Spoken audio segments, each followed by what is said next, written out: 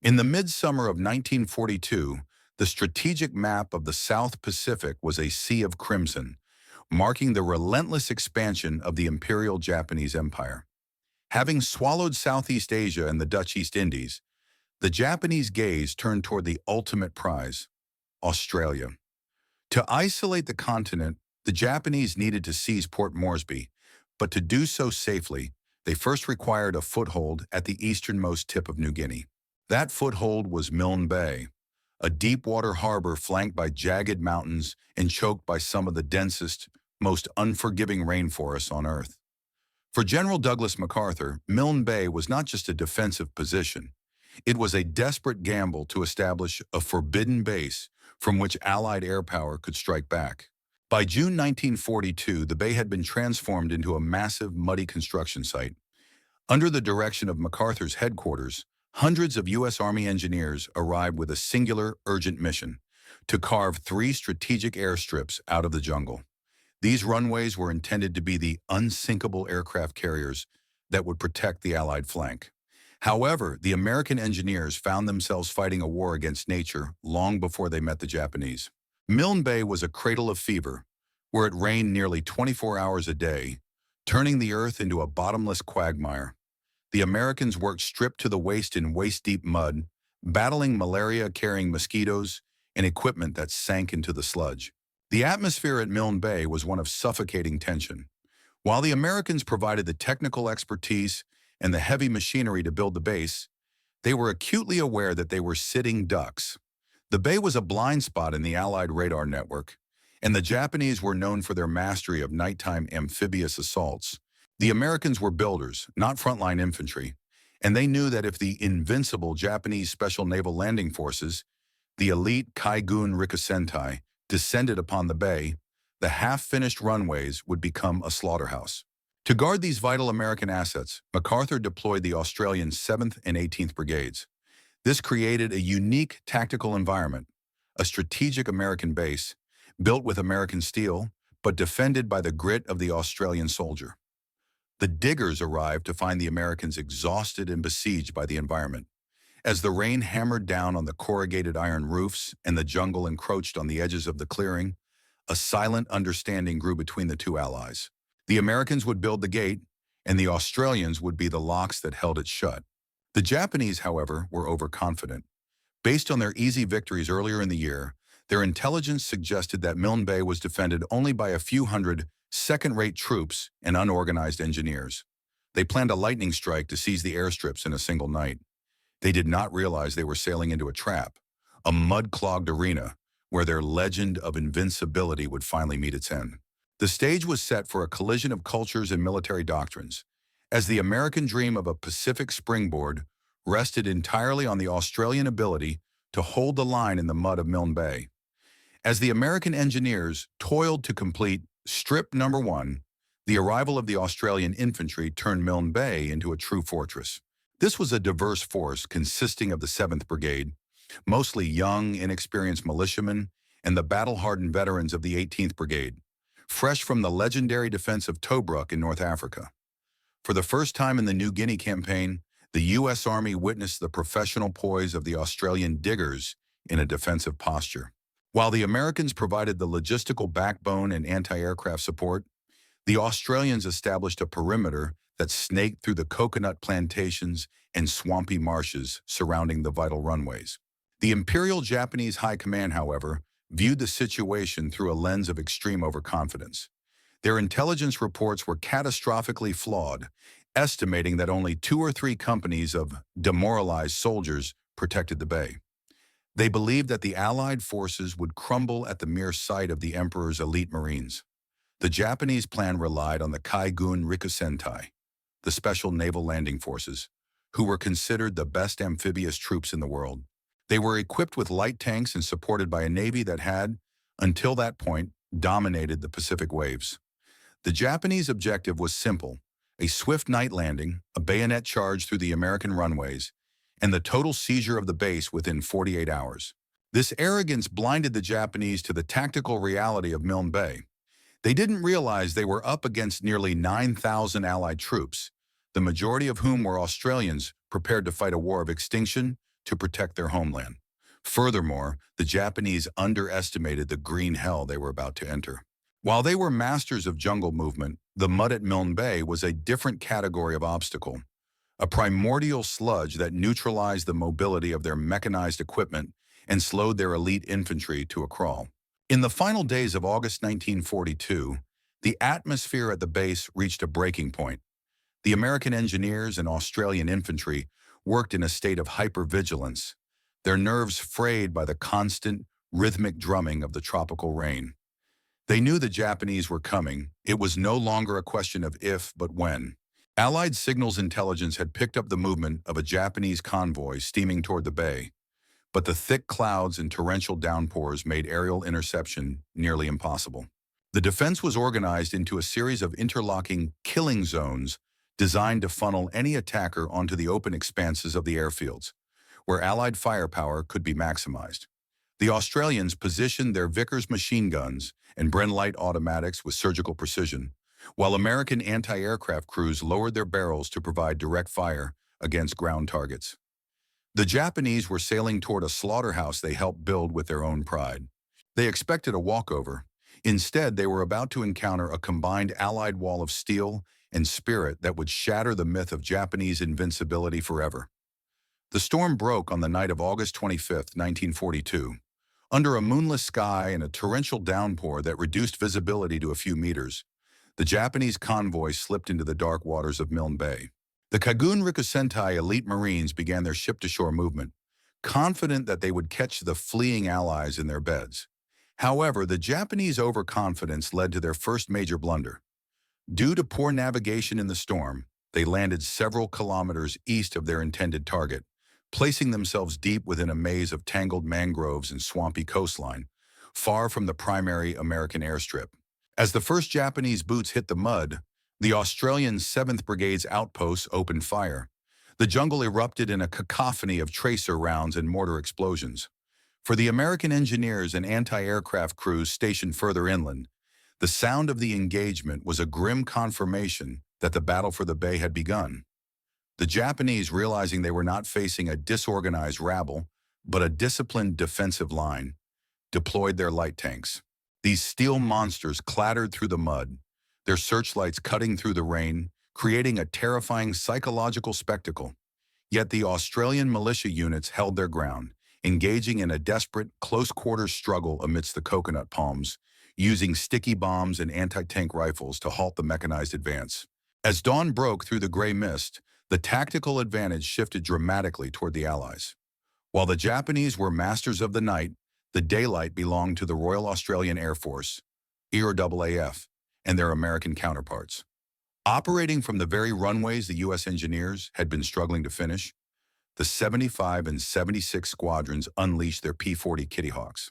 Because the Japanese were trapped on a narrow coastal strip with nowhere to retreat, the Kitty Hawks conducted strafing runs at treetop level. The pilots flew so low that the slipstream from their propellers tossed the palm fronds as they poured 50 caliber fire into the Japanese landing barges and supply dumps. The American presence during this phase was vital. U.S. anti-aircraft gunners provided a protective umbrella over the airstrips, ensuring that the few Japanese Zero fighters that managed to arrive were kept at bay. Meanwhile, American logistical teams worked frantically under fire to rearm and refuel the Australian Kitty Hawks, turning the Strip No. 1 into a high-speed assembly line of destruction.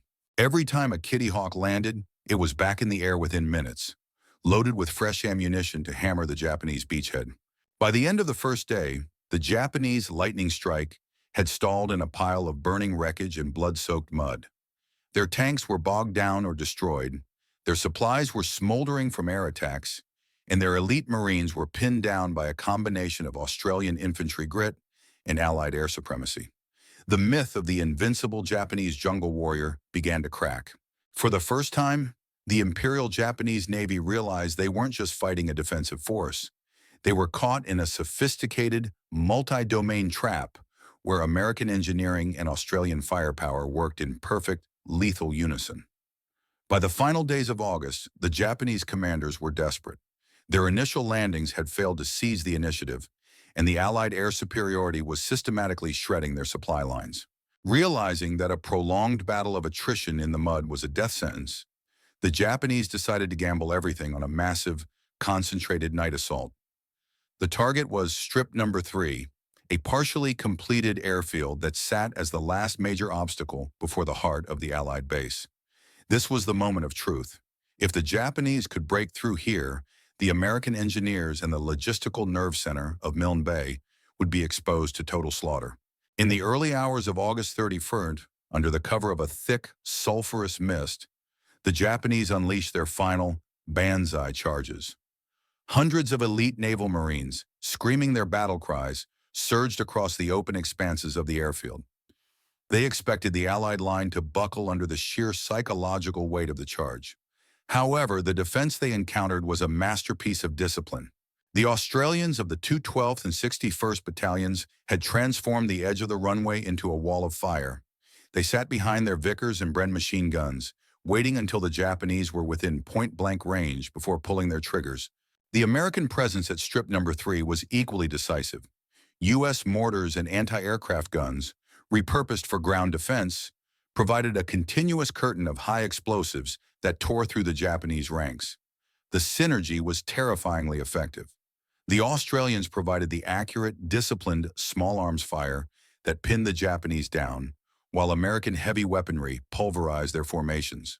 The Japanese Marines, usually the masters of night infiltration, found themselves trapped on the flat, exposed surface of the runway, illuminated by flares and caught in a crossfire that left no room for retreat. As the sun began to rise over the carnage, the battlefield revealed a scene that shocked even the most veteran soldiers. The runway was littered with the bodies of the Japanese elite, men who had never before known defeat. The invincible warriors of the Emperor had been broken against the combined resolve of the Allies. For the American observers watching from the command bunkers, it was a revelation. They saw the Australian soldiers stand their ground in the face of fanatical charges that would have shattered less disciplined units. The Australians didn't just hold the line, they held it with a grim, professional ferocity that proved the Japanese could be outfought in the very environment they claimed to own. The failure at Strip Number 3 was the breaking point of the Japanese campaign. Their offensive spirit was shattered, their elite units were decimated, and their confidence was gone. The myth of the Japanese superhuman had been buried in the mud of a half-finished American airstrip. This was no longer a battle for a base, it was a total tactical collapse of the Japanese landing force. The Allies had successfully conducted a defensive operation that combined modern engineering, aerial supremacy, and infantry tenacity, a formula that would soon become the blueprint for the entire counteroffensive across the Pacific. Following the catastrophic failure of the banzai charges at Strip Number 3, the initiative shifted decisively into Allied hands. The Japanese landing force, once the spearhead of an empire, was now a broken remnant huddled in the swamps. Sensing the enemy's exhaustion, the Australian commander, Major General Cyril Clowes, ordered a full-scale counteroffensive. The task fell primarily to the battle-hardened veterans of the 18th Brigade. Unlike the earlier defensive phases, the diggers now went on the hunt, pushing eastward through the thick coconut plantations and stinking marshes to drive the Japanese back into the sea. The pursuit was a brutal, grueling affair. The Australians had to clear the jungle yard by yard, flushing out Japanese snipers who had lashed themselves to the tops of palm trees and cleaning out machine gun nests hidden in the tangled roots of banyan trees. In this phase, the American logistical support was the lifeblood of the advance. U.S. engineers worked feverishly behind the lines to keep the roads, which were little more than rivers of deep black sludge passable for supply jeeps and ambulances. American mortar crews provided continuous fire support, leapfrogging their positions to stay within range of the advancing Australian infantry. As the Australians pushed forward, they witnessed the true extent of the Japanese collapse. They found abandoned light tanks bogged to their turrets in the mire, discarded equipment, and evidence of a total breakdown in Japanese discipline. The Invincibles were in full flight. For the first time in the Pacific War, the Japanese were not retreating to a secondary defensive line. They were fleeing in a disorganized panic toward their original landing beaches, hoping for a naval evacuation that seemed increasingly unlikely under the constant shadow of RAAF Kittyhawks. The sight of the once feared Japanese Marines retreating in such a state had a profound impact on Allied morale. For the American personnel at Milne Bay, who had seen the fall of the Philippines and the disasters of early 1942, watching the Australians ruthlessly dismantle a Japanese landing force provided a vital psychological boost. It proved that the Japanese were not forest ghosts or supermen, but mortal soldiers who could be outmaneuvered, outgunned, and outfought. The myth of Japanese invincibility didn't just crack at Milne Bay, it disintegrated. By early September, the Japanese command realized that the situation was hopeless. In a humiliating admission of defeat, the Imperial Japanese Navy sent in destroyers under the cover of darkness, not to land reinforcements, but to evacuate the survivors. Thousands of Japanese troops had been committed to the bay. Only a fraction escaped, leaving behind their honor, their heavy equipment, and hundreds of their dead in the mud. The Battle of Milne Bay was over. The Australians had secured the eastern gate of New Guinea, and in doing so, they had provided the Allies with something more valuable than any airstrip: the absolute certainty that the Japanese Empire could be defeated on the ground. The victory at Milne Bay was far more than a local tactical success. It was a seismic shift in the global narrative of World War II. While the Americans were locked in a months-long struggle for survival on Guadalcanal, the campaign at Milne Bay reached its conclusion first. This made it the first Allied land victory over the Japanese in the Pacific War. For years, the Imperial Japanese Army had cultivated an aura of supernatural prowess in jungle combat, leading many in the West to fear that the Japanese soldier was an unstoppable force in tropical environments. Milne Bay shattered this illusion. It proved to the world that when faced with a combination of Australian infantry tenacity and American technical and aerial support, the legendary Japanese Marines were entirely fallible. Strategically, the defense of the bay was the shield that protected Australia's vulnerable eastern flank. Had Milne Bay fallen, the Japanese would have established a major air and naval base only 250 miles from the Australian mainland. From such a position, they could have easily bypassed Port Moresby, neutralized the Coral Sea, and potentially launched direct raids on the cities of Queensland. By holding the line, the Australian forces, many of whom were young militiamen fighting on the doorstep of their homes, denied the Emperor's fleet the springboard they so desperately needed.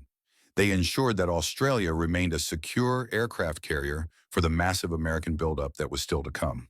General Douglas MacArthur, who had previously been critical and even dismissive of Australian military capabilities, was forced to undergo a radical change in attitude. In his official reports, the tone shifted from skepticism to a hard-won respect. The success at Milne Bay validated MacArthur's island-hopping philosophy before it was even fully named. It proved that a well-defended, engineered base could withstand a concentrated naval assault if the defenders possessed air superiority and disciplined infantry. This triumph gave the Allied High Command the confidence to transition from a purely defensive posture to an aggressive offensive strategy that would eventually sweep the Japanese from New Guinea. Furthermore, the psychological impact on the Allied soldiers cannot be overstated. Before Milne Bay, the Japanese were a terrifying mystery. After Milne Bay, they were simply an enemy that could be beaten. Field Marshal William Slim, who would later lead the British to victory in Burma, noted that it was the Australian success at Milne Bay that gave his own troops the heart to believe that the Japanese could be defeated in the jungle. The digger in the mud had done what no army had managed to do since 1937. He had forced the Imperial Japanese Navy to conduct a full-scale retreat from a land objective. Ultimately, Milne Bay was the first light in a long, dark tunnel. It protected the vital American airstrips that would later launch the liberation of the Philippines and established a standard of excellence for U.S.-Australian cooperation. The mud of the bay had swallowed the myth of Japanese invincibility, and in its place it grew the unshakable confidence of an Allied force that finally knew the road to Tokyo began with a victory in the rain. The victory at Milne Bay did more than just secure a coastline. It forged a permanent metallurgical bond between the United States and Australia. In the aftermath of the battle, the relationship between the two forces shifted from one of strategic necessity to one of genuine mutual reliance and brotherhood. The American personnel, from the engineers who laid the steel mats to the anti-aircraft gunners who held the perimeters, had witnessed the Australian digger in his most lethal element. They saw that while the Americans provided the industrial engine of the war, the Australians provided the specialized jungle sense and infantry grit required to protect that engine. This synergy became the gold standard for every joint operation that followed in the Pacific Theater. Milne Bay was transformed from a desperate defensive outpost into one of the most vital Allied staging grounds in the world. With the Japanese threat neutralized, the U.S. Army doubled down on the base's development. By 1943, the 3 airstrips carved out in the mud had become a massive air hub, capable of launching hundreds of sorties daily against Japanese strongholds at Rabaul and Wewak. The bay became a sprawling logistics megacity with docks that could accommodate the largest Allied transport ships and warehouses that fed the hunger of the growing counteroffensive. It was the springboard that made General MacArthur's leapfrogging strategy possible, serving as the essential rear link for the liberation of the northern coast of New Guinea. The social and cultural impact was equally profound. For many of the young American GIs, Milne Bay was their first encounter with the Australian character under pressure. They found a partner that was fiercely independent, often irreverent toward traditional military hierarchy, but absolutely unwavering in combat. Conversely, the Australians saw in the Americans a nation of incredible generosity and technological marvels. This mateship was not born in a diplomatic hall in Washington or Canberra. It was born in the shared foxholes and the malaria-ridden swamps of the Solomon Sea. It was the unofficial birth of what would eventually become the ANZUS Treaty, a realization that the security of the Pacific depended on the seamless integration of American power and Australian expertise. The legacy of Milne Bay also served as a stern warning to the Japanese High Command. It was the first time they faced the combined weight of Allied air-land cooperation. The RAAF Kitty Hawks and the U.S. anti-aircraft guns working in tandem with Australian infantry taught the Japanese that their days of easy naval landings were over. The Milne Bay model, a secure, engineered airbase defended by elite infantry, would be repeated in the Philippines, at Okinawa, and across the Central Pacific. The Japanese legend of the jungle warrior had been buried in the New Guinea mud, replaced by the reality of a modern, industrialized Allied war machine that could not be stopped. Today, Milne Bay stands as a monument to the moment the tide turned. The rusted remains of Japanese tanks and the memorials to the fallen Australian and American soldiers serve as a reminder of the high price of that first victory. It was the place where the Invincibles were shown to be mortal and where two nations, once strangers, became an inseparable force. The mud of 1942 has long since dried, but the partnership forged there remains the cornerstone of Pacific peace, a legacy of a time when the world's most powerful democracy and its most resilient ally stood together to hold the gate.